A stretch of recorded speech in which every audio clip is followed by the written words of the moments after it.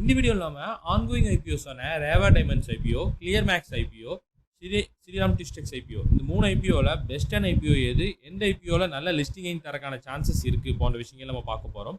அது மட்டும் இல்லாமல் கார்டியம் ஐவிஎஃப் ஐபிஓவோட லேட்டஸ்ட் ஜிஎம்பி என்ன, இந்த ஐபிஓவில் அலாட்மெண்ட் எப்படி இருக்கும், லிஸ்டிங் சான்சஸ் என்ன போன்ற விஷயங்களையும் நம்ம பார்க்க போகிறோம்.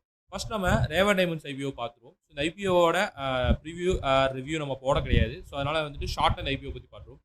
இவங்க வந்து ஜுவல்லரி பிஸ்னஸில் இருக்காங்க. ஸோ ஜுவல்லரி, டைமண்ட் ஜுவல்லரி இதுதான் வந்து இவங்களோட பிஸ்னஸாக இருக்குது. ஸோ இவங்க ப்ராடக்ட்ஸ் எல்லாமே வந்து பார்த்தீங்கன்னா ரேவா அப்படிங்கிற இவங்களோட பிராண்ட் நேமில் தான் வந்து பார்த்தீங்கன்னா விற்பனை பண்ணிட்டு இருக்காங்க. இவங்களுக்கு இந்தியா ஃபுல்லாக பார்க்கும்போது 34 ஸ்டோர்ஸ் இருக்குது, 25 சிட்டிஸில். அதில் வந்து மகாராஷ்டிரா, குஜராத், கர்நாடகாவில் தான் வந்து பார்த்தீங்கன்னா இவங்க ஸ்டோர்ஸ் எல்லாமே வந்து இருக்குது. இவங்க ஸ்டோர்ஸ் எல்லாமே வந்து பார்த்தீங்கன்னா franchise own company operated, franchise own and franchise operated company owned and company operated model. இந்த மாடலில் தான் வந்து பார்த்தீங்கன்னா இவங்க ஸ்டோர்ஸ் எல்லாமே வந்து ஆப்ரேட் ஆகிட்டு இருக்குன்னு சொல்லியிருக்காங்க. இப்போது இவங்களோட கீ பேராமீட்டர்ஸ்லாம் எப்படி இருக்குன்னு சொல்லிட்டு பார்ப்போம். இவங்களோட ரிட்டர்ன் ஆன் ஈக்விட்டி 165 ஆல்மோஸ்ட் வந்து 166% இருக்குது. இவங்களோட ரிட்டர்ன் ஆன் கேபிட்டல் எம்ப்ளாய்டு வந்து ஆல்மோஸ்ட் 80% இருக்குது. டெப்ட் ஈக்விட்டி ரேஷியோமே வந்து பார்த்தீங்கன்னா அண்டர் 1 தான். ஸோ கண்ட்ரோலபிளாக தான் இருக்குது, 0.9 தான் இருக்குது. ரிட்டர்ன் ஆன் நெட்வொர்த்தும் வந்து பார்த்தீங்கன்னா 59.36% இருக்குது. பேக் மார்ஜினும் நல்லா இருக்குது, 23% இருக்குது. எபிடா மார்ஜினுமே வந்து பார்த்தீங்கன்னா ஆல்மோஸ்ட் 42% இருக்குது.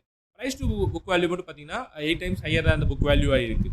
ஸோ இப்போ நம்ம பார்க்குற இந்த ஐபிஓட ஃபினான்ஷியல்ஸ் வைஸ் பார்க்கும்போது இவங்க வந்து நல்லா return on equity, PAT margin எல்லாமே நல்லா இருக்குன்னு சொல்லிட்டு நம்மளால் தெரிஞ்சுக்க முடியுது. இது வந்து ரேவா டைமண்ட்ஸ் ஐபிஓட கீ பேராமீட்டர்ஸ். ஸோ இப்போ இவங்க ஃபினான்ஷியல் வைஸ் நல்லா இருந்தால் கூட இவங்க பியர் கம்பெனிஸஸ் கூட, அதாவது ஷேர் மார்க்கெட்டில் ஆல்ரெடி லிஸ்ட் ஆகிட்டு இருக்கக்கூடிய போட்டி நிறுவனங்கள் கூட எந்த அளவுக்கு பெர்ஃபார்ம் பண்ணுறாங்கன்னு பார்ப்போம். இவங்களோட ரிட்டர்ன் ஆன் நெட்வொர்த் வந்து இவங்களோட பியர் கம்பெனிஸான தங்கமயில் ஜுவல்லரி, சென்கோ கோல்டு நிறுவனங்களை விட வந்து ஃபார் பெட்டராக இருக்குது. இவங்க 59.36% இருக்குது இவங்களோட ரிட்டர்ன் ஆன் நெட்வொர்க். இவங்களோட ப்ரொமோட்டர் ஹோல்டிங்கே வந்து போஸ்ட் ஐபிஓ 60%க்கு மேலே இருக்குது. ஸோ நல்ல ஒரு ப்ரொமோட்டர் ஹோல்டிங் தான், டீசெண்டான ப்ரொமோட்டர் ஹோல்டிங் வந்து இவங்க ஹோல்ட் பண்ணிட்டு இருக்காங்க. இவங்க ப்ரொமோட்டர்ஸ் வந்து போஸ்ட் ஐபிஓக்கு பின்னாடி கூட. இந்த ஐபிஓ ஆல்ரெடி ஒரு நாள் சப்ஸ்கிரிப்ஷனை கம்ப்ளீட் பண்ணிடுச்சு. இது வந்து ஓவராலாக வந்து 0.63 times வந்து டே 1ல் ஆகியிருக்கு. இதில் மெயினாக வந்து இந்த 0.63 times ஆனதுக்கு ரீசன் வந்து இவங்களோட எம்ப்ளாயீஸ் தான். எம்ப்ளாயி கோட்டா தான் வந்து பார்த்தீங்கன்னா 4 times வந்து ஓவர் சப்ஸ்கிரிப்ஷன் ஆகிருக்கு. அடுத்து வந்து பார்த்தீங்கன்னா QIB கோட்டா வந்து ஆல்மோஸ்ட் ஃபுல்லி சப்ஸ்கிரிப்ஷன் ஆகிறதுக்கான ஸ்டேட்டஸில் இருக்காங்க. 0.96 times ஆகிருக்கு. ரீட்டைல் கோட்டா வந்து இன்னும் ஃபுல்லி சப்ஸ்கிரிப்ஷன் ஆகலை, இன்னும் பாதி கூட வந்து சப்ஸ்கிரிப்ஷன் ஆகலை. பட் இன்னும் இந்த ஐபிஓக்கு 2 நாட்கள் இருக்கிறனால ஃபுல்லி சப்ஸ்கிரிப்ஷன் வந்து இந்த ஐபிஓ தாண்டிடுவாங்க. பட் எந்த அளவுக்கு வந்து இந்த ஐபிஓக்கு வரவேற்பு இருக்குன்னு சொல்லிட்டு டே 2 and day 3 தான் வந்து நம்மளுக்கு தெரியும். பட் இப்போ இவங்களோட latest grey market premium almost வந்து ஃப்ளாட் தான், கிட்டத்தட்ட 1% தான் வந்து அவங்க ஜிஎம்பி ட்ரேட் ஆகிட்டு இருக்கு. ஸோ வந்து ஒரு புவர் சப்ஸ்கிரிப்ஷன் ஆச்சுன்னா வந்து இந்த ஜிஎம்பி வந்து ஃப்ளாட் ஆகிறதுக்கான வாய்ப்புகள் தான் அதிகமாக இருக்குது. இப்போது ஸ்ரீராம் டிஸ்டெக்ஸ் ஐபிஓ பார்ப்போம். இந்த ஐபிஓ வந்து 2 நாள் சப்ஸ்கிரிப்ஷனை கம்ப்ளீட் பண்ணிருச்சு. பட் ஸ்டில் வந்து ஃபுல்லி சப்ஸ்கிரிப்ஷன் ஆக கிடையாது. ஆனால் ரீட்டைல் இன்வெஸ்டர்ஸ் வந்து ஓரளவுக்கு நல்ல வரவேற்பு கொடுத்துருக்காங்க. 3.5 times வந்து 2 நாளில் வந்து ஓவர் சப்ஸ்கிரிப்ஷன் ஆகிருக்கு. பட் இந்த ஐபிஓவில் நம்ம நோட் பண்ண வேண்டிய விஷயம், இந்த ஐபிஓட இஷ்யூ சைஸ் ரொம்ப சிறுசு தான். 110 கோடி தான் இந்த ஐபிஓட இஷ்யூ சைஸாக இருக்குது. ஆல்ரெடி இதை பற்றி நம்ம டீட்டெயில்டாக பார்த்துருக்கோம். ஸோ இவங்களோட ஃபினான்ஷியல்ஸ் எல்லாம் தெரிஞ்சுக்கணும் போன விஷயங்களாக இருக்குன்னா அந்த வீடியோவோட லிங்க் வந்து டிஸ்கிரிப்ஷனில் இருக்குது. அதில் நீங்கள் போய் ஃபினான்ஷியல்ஸ் மற்ற டீட்டெயில்ஸ் எல்லாம் வந்து பார்த்தீங்கன்னா நீங்கள் குயிக்காக அதில் தெரிஞ்சுக்கலாம். இந்த ஐபிஓட லேட்டஸ்ட் ஜிஎம்பி வந்து பார்த்தீங்கன்னா 8.65% இருக்குது. ஸோ இது ப்ரீவியஸ் டேவோட இந்த ஐபிஓட ஜிஎம்பி தற்போது ஹையராக ட்ரேட் ஆகிட்டு இருக்குன்னு சொல்லிட்டு ஜிஎம்பி இண்டிகேட் பண்ணுது. பட் இருந்தாலும் இந்த ஐபிஓ வந்து பயங்கரமான சப்ஸ்கிரிப்ஷன் ஆக கிடையாது. ஃபர்தராக வந்து இந்த ஜிஎம்பி ட்ராப் ஆகிறதுக்கான சான்சஸும் வந்து ஹையராக இருக்குது. பட் தற்போது வந்து 8.65% தான் இந்த ஐபிஓட ஜிஎம்பியாக ட்ரேட் ஆகிட்டு இருக்குது. இப்போ க்ளீன் மேக்ஸ் ஐபிஓக்கு வருவோம். இந்த நிறுவனமும் வந்து பார்த்தீங்கன்னா 2 நாள் சப்ஸ்கிரிப்ஷன் கம்ப்ளீட் பண்ணிடுச்சு. பட் இந்த ஐபிஓ இஷ்யூ சைஸ் 3100 கோடி. நம்ம பார்த்த எல்லா ஐபிஓஸ்லேயே வந்து பெரிய ஒரு இஷ்யூ சைஸ் இருக்குன்னா இந்த ஐபிஓ தான். 3100 கோடி வந்து இந்த ஐபிஓட இஷ்யூ சைஸாக இருக்குது. இந்த ஐபிஓ 2 நாளில் 0.47 times வந்து ஓவராலாக சப்ஸ்கிரிப்ஷன் ஆகிருக்கு.